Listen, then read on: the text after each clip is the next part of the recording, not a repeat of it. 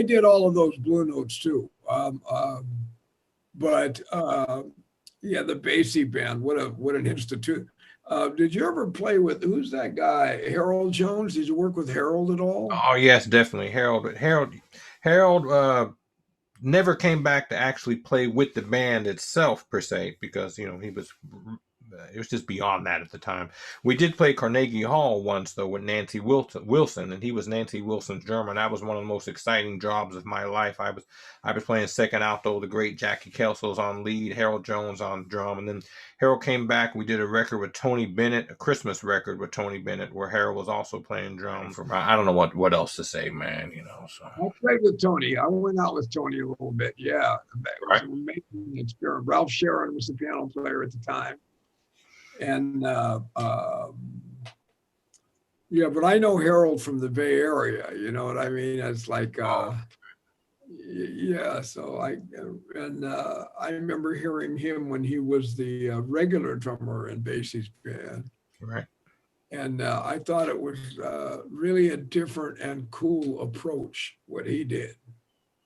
Different than all of those other drummers. I like every one of those guys. Right. I don't know about the new guys. I heard one guy, I don't even know who he was. So I was kind of like, yeah, I guess so. You know what I mean? It's like he's a good drummer for sure. It's not that. It's just he didn't get me like those other guys did. But Harold could really swing. So I liked him, at least from the audience point of view. I was like, wow, this dude's got a groove like a big dog, man. It was cool. Some of the old guys in the band told me that secretly Harold Jones was Basie's favorite drummer. I could completely get that. But also Basie also thought about business though. When he hired Sonny Payne, Bill Hughes said a lot of us didn't really like Sonny Payne. So. A lot of bands do that. A lot of jazz bands, name jazz bands, do that now. And they're supposed to be like trained and stuff. They're supposed to be deep in it, and they do this old lick. But Sonny Payne, I got to say, I saw him play. I worked Vegas, and I saw him play a lot. He had a nasty shuffle like his old man did. He could play a blues shuffle that will put you down, man. You know what I mean? Like really puts you down. I remember we used to. I was in the lounge, and Basie was in the big room, and we'd have to stand behind this rope where you couldn't see in yet because they hadn't opened the curtain for the audience to come in, and in the Thunderbird, and they'd be up there just kind of warming up and fucking around, playing a little blues or something, and the floor would be shaking out where we were standing. You know what I mean? It was just like the groove was so it was remarkable. Sonny Payne, man. All that flashy shit, yeah, okay, but he could also swing his ass off, man. You know what I mean? He Oh just had, man.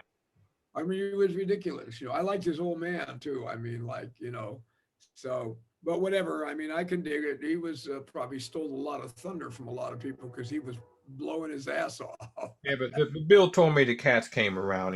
First they thought it was a little flashy, and like you said, even a little loud, to tell you the truth. But of course they found out that Basie was right again. Yeah. That's how Bill tells the story. Bill Hughes was always very honest. There were a lot of people that actually, when they first got in the band, how these big bands are. You know how they are, very. Who they talked about, this kid, I don't know, so, so, like a little society, and it ain't no different than the bigger society, right? There's favorite guys and cliques and everything, so.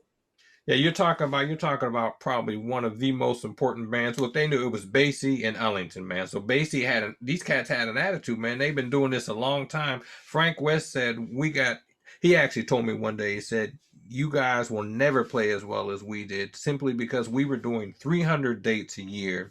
We organically knew each other. We were so strong. There's no way to recreate that, Marshall. He said, you can't do that playing 60 gigs a year. No, even me, just myself, I used to play when I lived on the West Coast. I guess I played 7 nights a week for 35 years. I never thought about, I used to try to get out of gigs. There was so much work. It wasn't Count Basie, but or anything like that. But no, it's a lot of heavy shit. Joe Henderson, a lot of shit.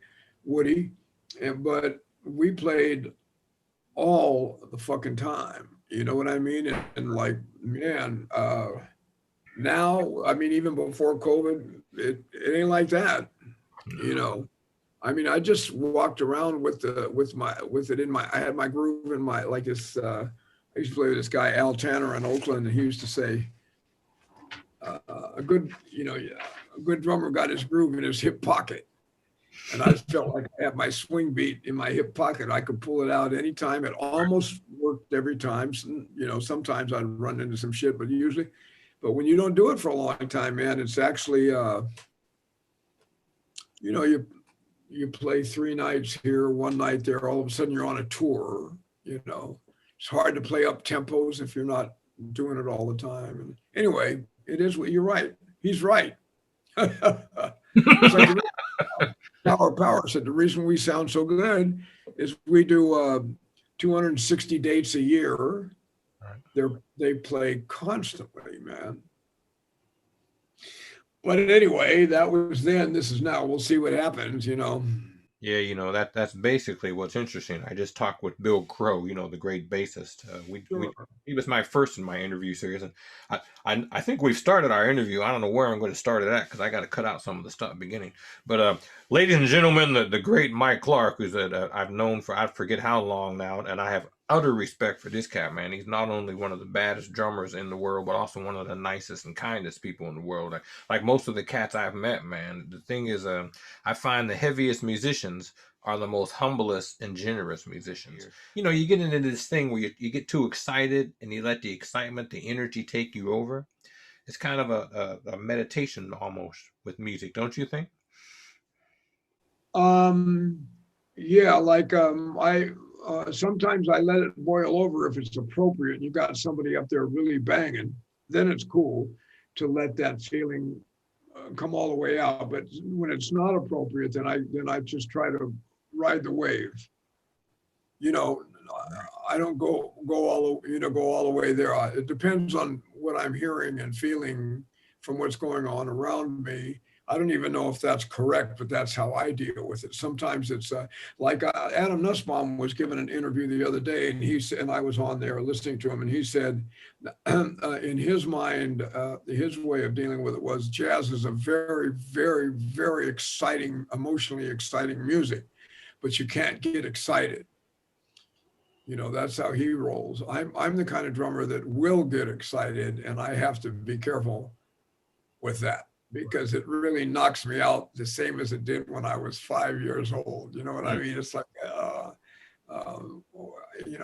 and yeah, I understand that. I think Hal Galper wrote something about that. About when you're obviously known for your time with Herbie Hancock, and actual proof. I remember Tim Ouimette had an arrangement of that, and I have to be honest, I wasn't as familiar with that recording as I probably should have been at the time.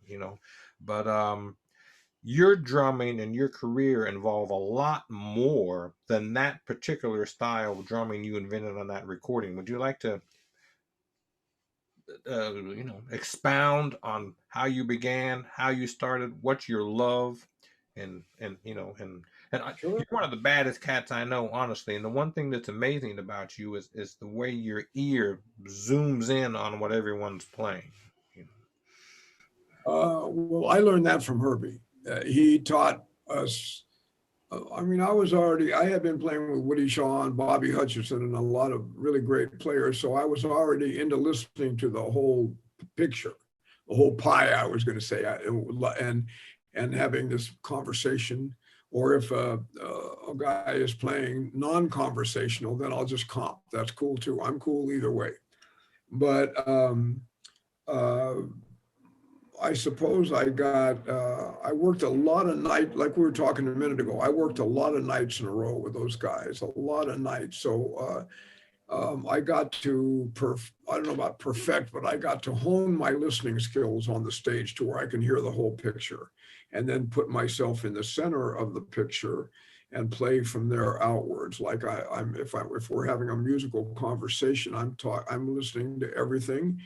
and reacting or not reacting, or if a soloist is playing more of a style where he doesn't want you to be interacting like that, and he's concentrating on a different, then I know, I instinctively know, don't crowd him, just stay out of the way and play the ride cymbal, which is the whole thing anyway. The ride cymbal is the whole damn thing anyway, from the drummer's point of view, from my point of view, you know.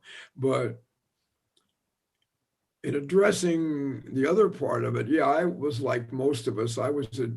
I started with Gene Krupa when I was 5 or 6 years old, you know, and my father was a drummer, and so he took me to nightclubs right away.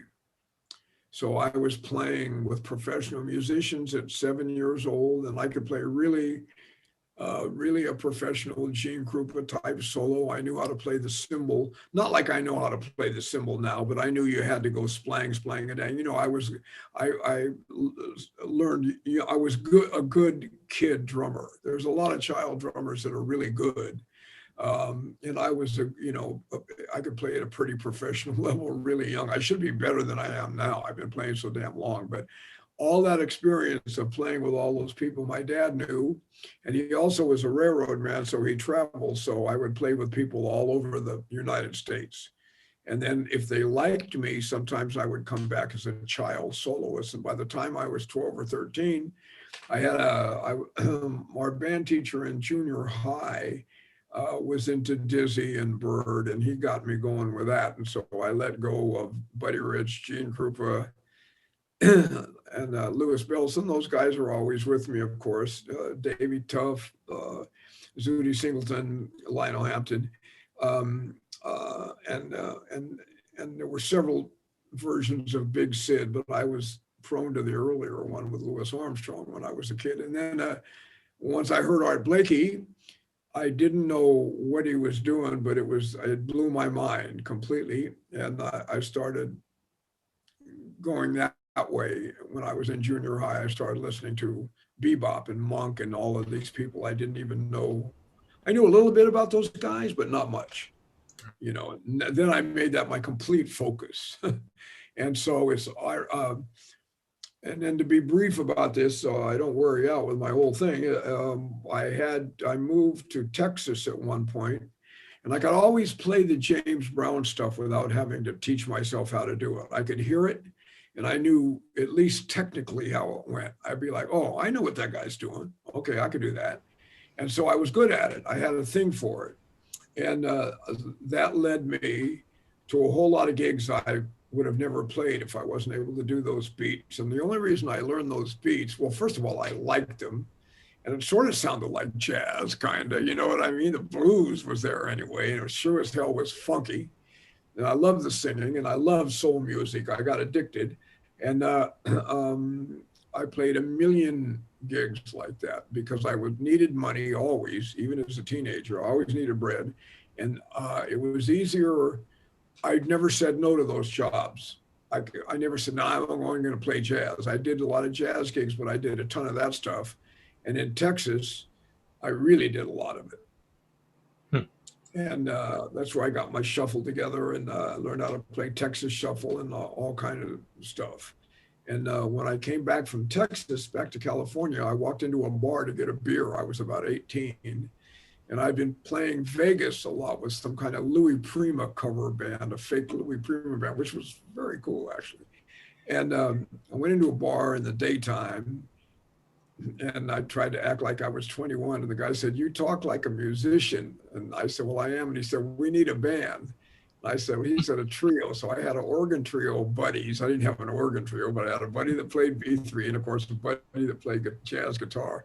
So I got from having that beer, I got a 4-night-a-week organ gig that lasted 4 years. Wow. Yeah, and these cats knew a ton of tunes, and that's why I got my standards and all my tunes and together. And then we got a session on Sunday, and a lot of heavy cats would stop in there. And this was also when the Zodiac murderer was killing everybody, and the police figured he lived right in that neighborhood where that gig I was playing was. Yeah. What? Yeah, so we were all carrying guns, in those days, just in case he showed, we bought guns. Was that Texas? Huh? Where was that? Texas?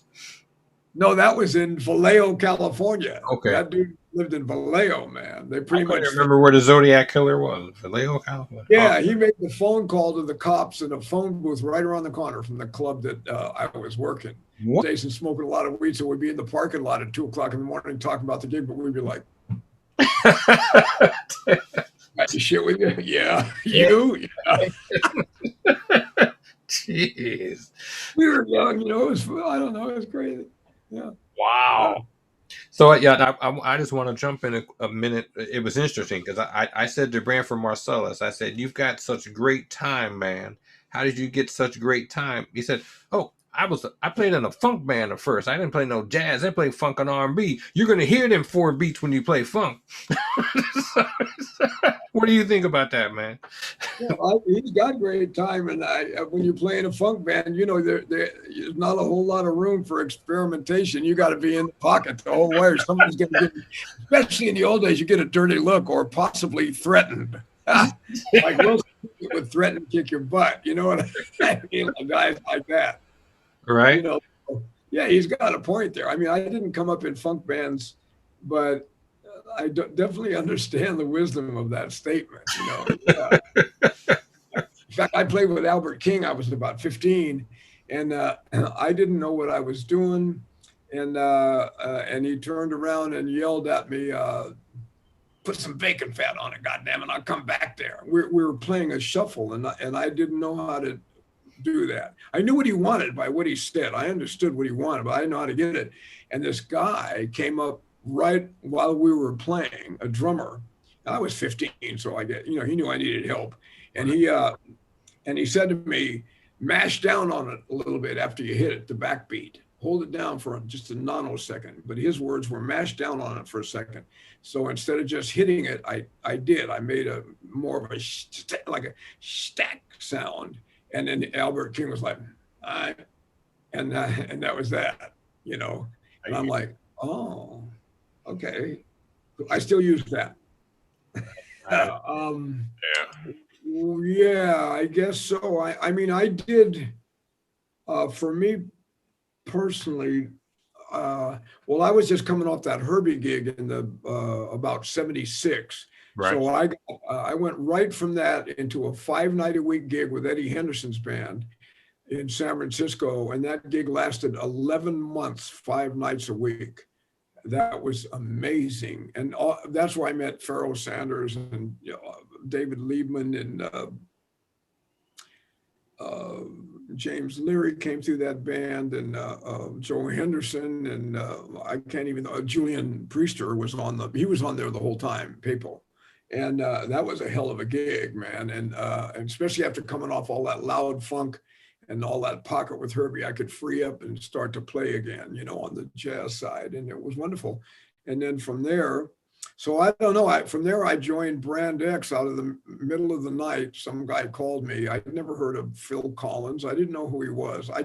My whole life is underground jazz. And I don't know what's going on. I don't know who the new guy is. I don't know any of that. I just listen to jazz all the time. And then I'll get these calls to do something, and I always need bread, so I'll go do it. If it's good, it's got to be, And so I went and played in England with this Brand X band, and it was Phil Collins's band, but he couldn't do it anymore because Genesis was blowing up. So he needed a drummer. This was his experimental fusion band. I'd never played real fusion. I'd never played like open hi-hat rock and roll. I didn't play garage rock. No, in those days you didn't. You played funk and jazz or blues and jazz. That was it.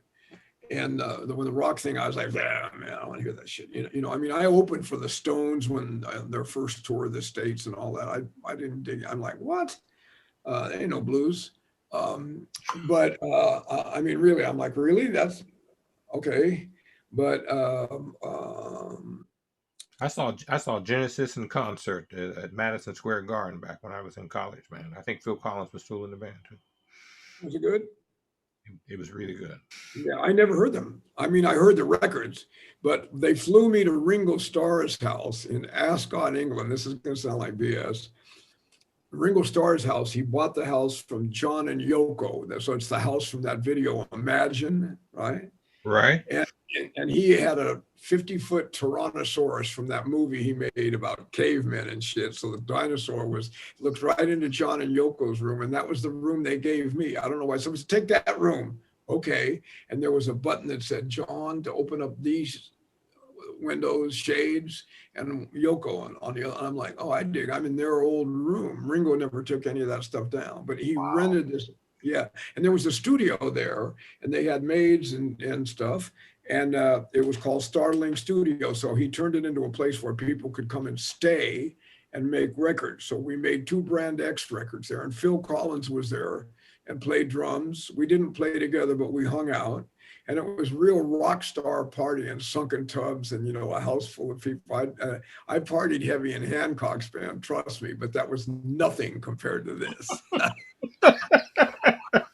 And I thought the Headhunters were way over the top anyway, we won't go into all that, but this, I'm like, well, this is how you party. Oh, I see. Okay, this is good. This is great. So I stayed there 2 weeks and we made 2 great records. I thought they were great. I'd never played that kind of, and these guys were totally creative. So I could take the cuffs off after the funky thing and play all kinds of stupid, crazy, weird and sick ideas. Whatever I thought of, I could play. They were like, yeah, that's cool. So, wow. Yeah. So for me in the late 70s, it was still, I thought everything was cool because it was cool for me. I was like, yeah, water's fine. And then I had the brainstorm. I need to move to New York. I need to move to New York and play jazz. This loud shit is driving me nuts and it's not as expansive. And man, I want to play I want to play what I grew up playing in school and before.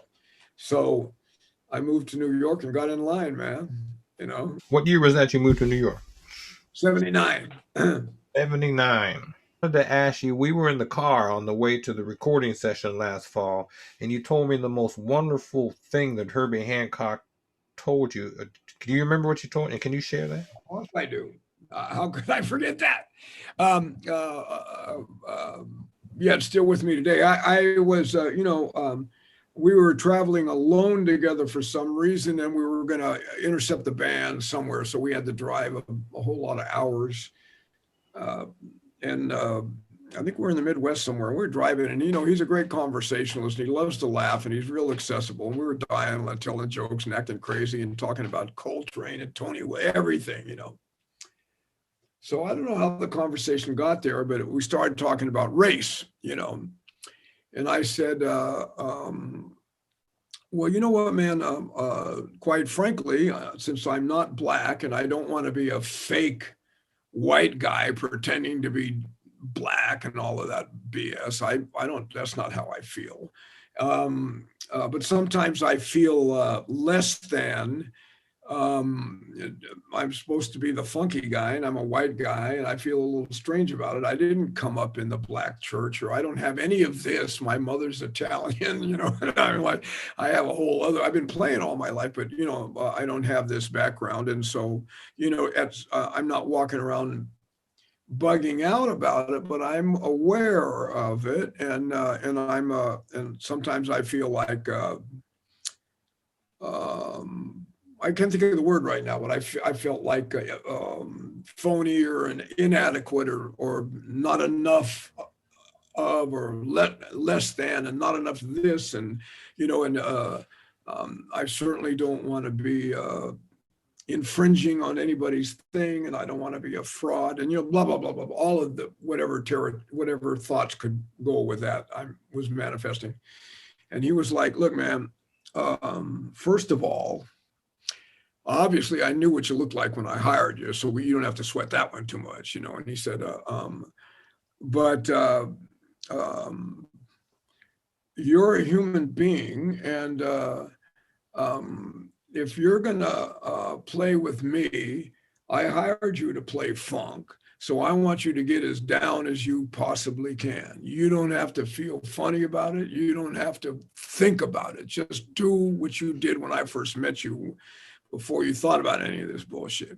And he said, you can't help me as a sideman, and you can't create any value for yourself or anybody else if you feel inferior because you're white. If that, and if you saddle yourself with that, then we can't really play together, and so, I want you to be all you can be in this environment. You don't have to. You don't have to pretend to be us. You don't have to do shit. Like, all you got to do is get funky. And I know you can, because when you first came to me, you were funky as a dog. So do that, because otherwise you'll regret it for the rest of your life. You'll saddle yourself. We're not here to be unhappy. We're here to try to be all we can be. And so you must train your mind not to think of yourself like that, so that you can create value not only for yourself, but for others. And that's pretty much what he told me, and I was like, geez, this guy's a genius of humanity, because he talks to everybody like that. He could tell. I heard him say these kind of things to all kinds of people, man, and he was able to be the same around anybody, whether they were rich or not, or he just had this even thing, and but that was the advice that he gave me. Like, no matter what the situation is, nobody knows why they're here on Earth any more than you or Herbie or my girlfriend. We don't know, man. And so you need to build your personal power so that nobody can, so you won't be a target for people that are looking for an opening to get over on you, because you're in a black band and people are going to be sounding you about it. You know what I mean? So you need to shore up and be a human. So wasn't there a certain phrase he told you that struck me? Because I mentioned to you that, I was we were one of the first black families to integrate an all-white upper middle class neighborhood in 1965. And when I came out of the neighborhood, when I graduated, I felt a little strange, because I wasn't black enough.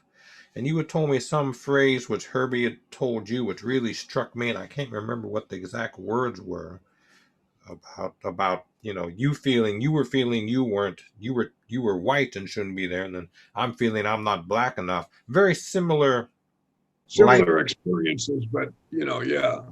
I don't remember the phrase, bro. I just remember that after the conversation, I was able to empower myself to dispel all of that and get right to the meat and potatoes of whatever it is I do. Like, I can't be somebody else. I can only be me, and I dig that, but yeah, that's deep, man. And I only crossed paths with Herbie. Well, I got to see him play a lot when we were on tour. The Basie band would be on the same bill and stuff. But one time in Nice, France, I think I told you the story, and I'll keep it really short, man.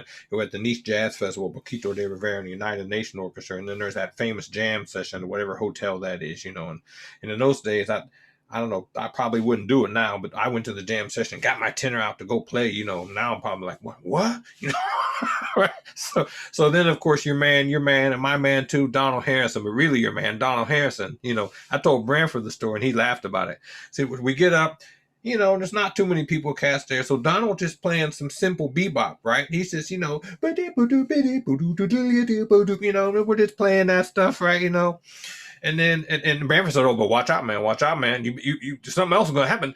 Herbie Hancock walked in, and he tapped the piano player on the shoulder. Excuse me, and of course the cat got up, and Herbie started playing. That's when Branford took out. That's when Donald pulled out the samurai sword. It was suddenly a different Donald Harrison, and he took everything I was doing and started, with the eraser and shit. But I kept trying to do my thing, and I only mentioned that too. So I was young enough and stupid enough to go up to the bar and sit beside Herbie and talk to him for a minute, and he turned out to be, for me, he was an idol. You know what I'm saying? I mean, like a giant, right? He was the nicest cat. He's smoking a cigar. I said, man, you know, I did the best I could. He said, you were doing better than the best you could, brother. Sit down and let's talk. He was just so nice and so gentle, and I never forgot that. You know what I mean? Just I sat there and had a drink. He smoked a cigar. That Yeah, made, that was like a lesson just sitting there with him. You know what I'm saying? yeah, I do. I took many lessons. Like, yes, sir. He's a genius, not just of playing. You know, um, his brain seems to be oblivious to all the bullshit that's going on, although he can comment on anything and lecture on anything pretty much. And but that's a great story, man. You know what I mean? Like, you know, and I know Donald very well, so he's got a lot of gears, you know what I mean? Like oh man, oh he up my. he upped the ante a little bit, you know. That's my He can, you oh know. please.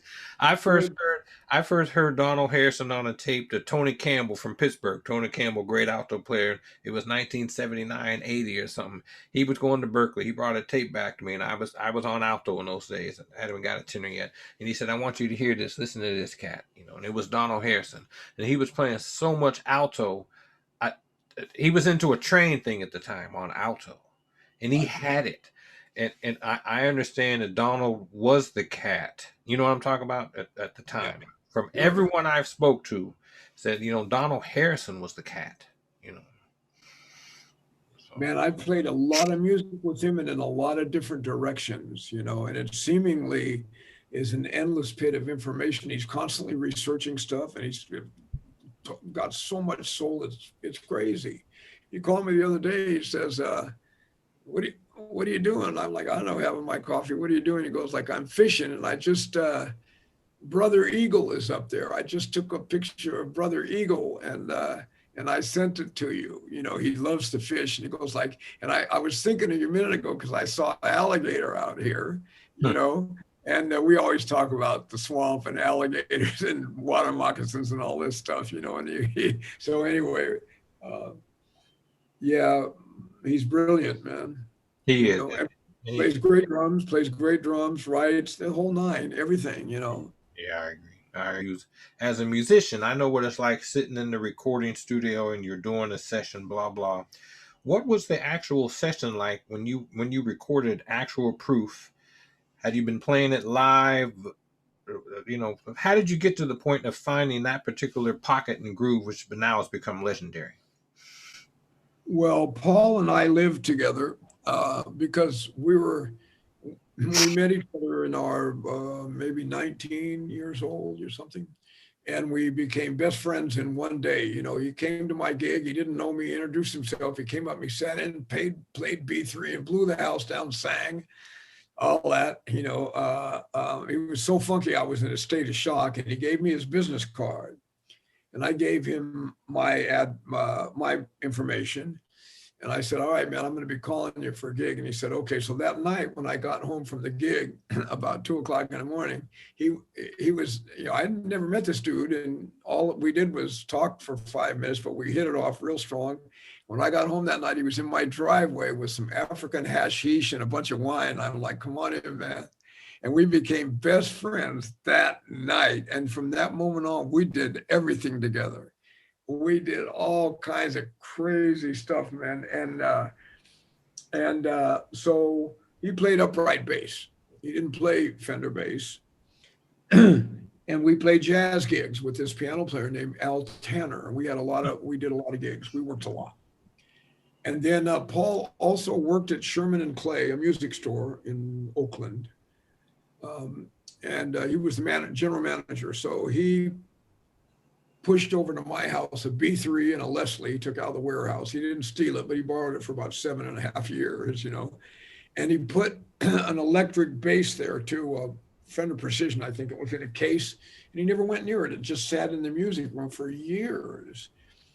And he'd heard me screwing around with these crazy funk beats I play. I was on an organ gig, and I'd play Mercy Mercy, and I would play the Oakland style instead of playing like um, Cannonball did. I'd play it my way, you know.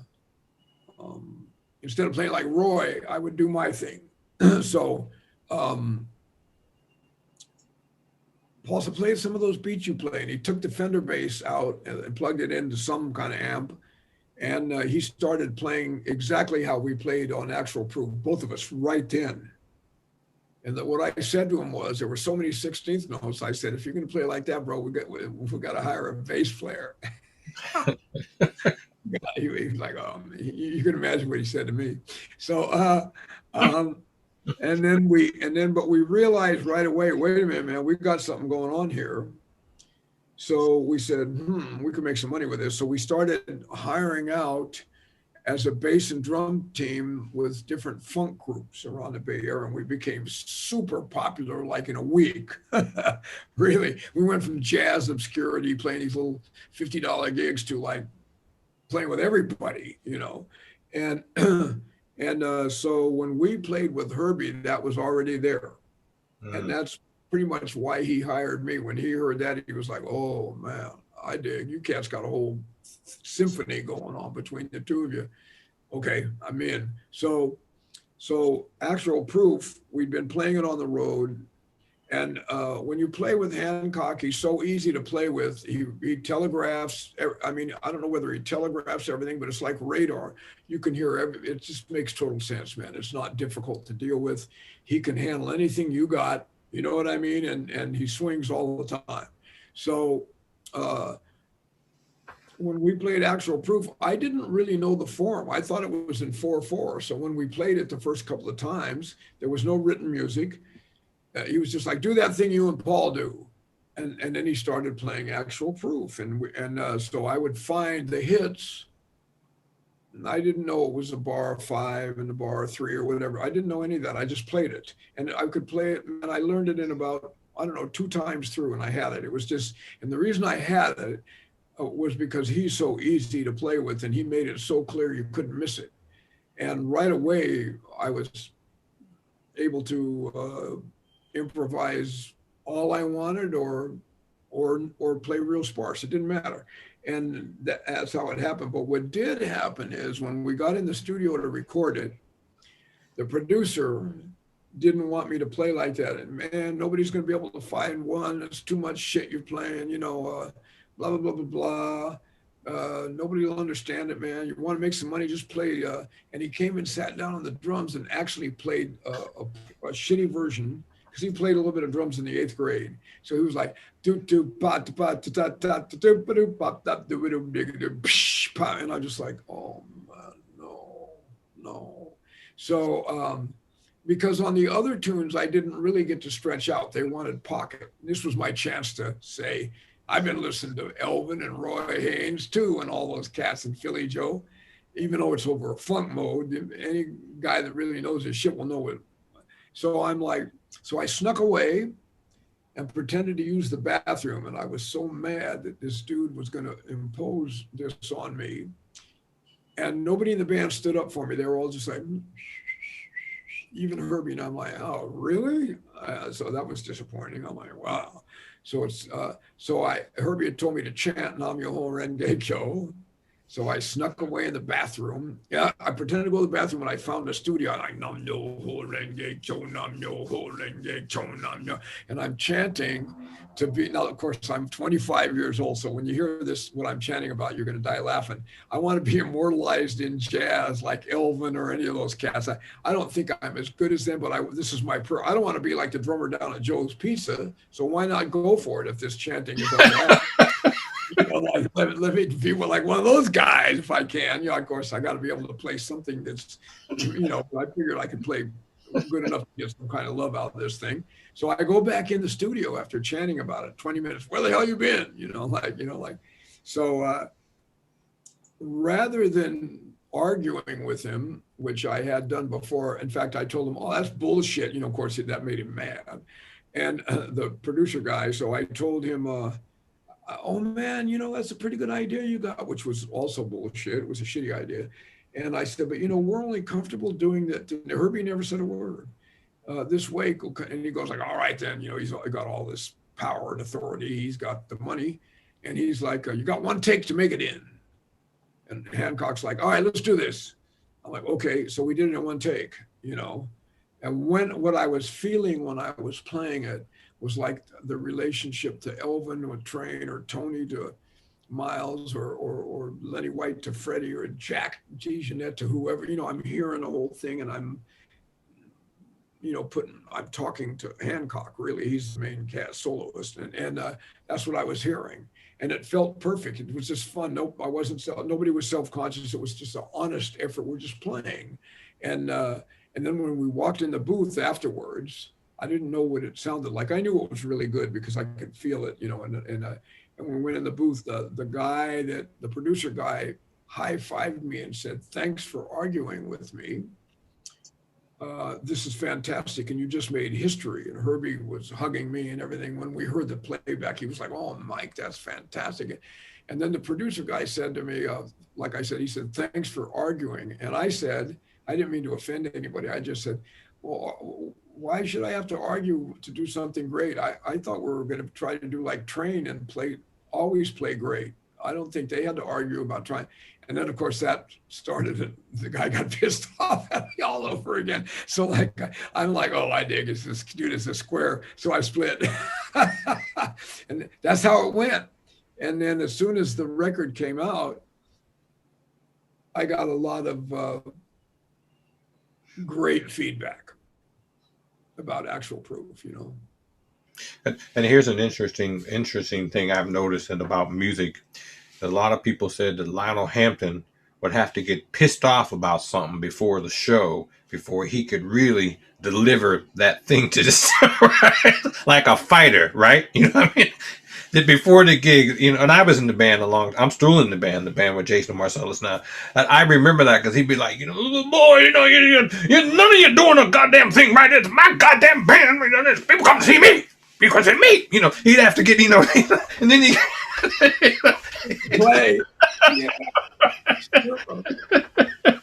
I know guys like that too. Yeah, I know guys like that. They can really bring it, man. You know what I mean? Like, yeah. So, in another cosmic sense, if that cat hadn't said that to you, and then you hadn't have gone and chanted, we might never have had that energy you brought forth from the universe to have that track. So doesn't everything happen the way it's supposed to happen when we really look? I think you're right about that. I think so, because everything lined up, you know, musically, everything lined up. We were in heaven when we did that. Nobody was tripping. It just like, it just came up. It just unfolded so natural. Yeah, it was a great, because I think the obstacle is the way through most of the time. It's just if the obstacle scares you or makes you too mad or makes you too depressed, then there's no way through. You just go back and start climbing all over again. And sooner or later, maybe you get to that same karmic place and you're stuck again. You know what I mean? So that was a victory for me. Actual Proof was a victory for me. I understand.